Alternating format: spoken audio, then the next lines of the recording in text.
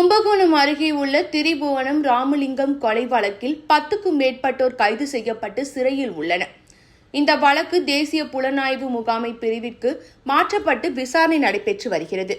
இந்த நிலையில் வழக்கில் 3வது குற்றவாளியாக உள்ள நிஜாம் அலி பூந்தமல்லி கிளை சிலையில் இருந்து வந்தார்.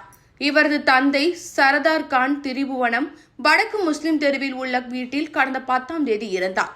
அவரது இறுதி சடங்கில் கலந்து கொள்ள நிஜாம் அலிக்கு சென்னை ஐகோர்ட்டில் 5 நாள் பரோலில் செல்ல அனுமதி கொடுக்கப்பட்டது. நேற்று முன்தினம் இரவு பலத்த போலீஸ் பாதுகாப்புடன் நிஜாம் அலி திரிபுவனம் அவரது வீட்டிற்கு வந்தார். நேற்று மாலை தந்தையின் இறுதி சடங்கு நிகழ்ச்சியில் கலந்து கொண்டார். 15ஆம் தேதி மாலை 5 மணி வரை அவர் பரோலில் இருப்பார் என தெரிகிறது. இதனால் அவரது வீட்டின் முன்பு சென்னை போலீசார் 17 பேர் மற்றும் திருவிடைமருதூர் துணை போலீஸ் சூப்பரண்ட் தலைமையில் 3 இன்ஸ்பெக்டர்கள் மற்றும் போலீசார் பாதுகாப்பு பணியில் உள்ளனர்.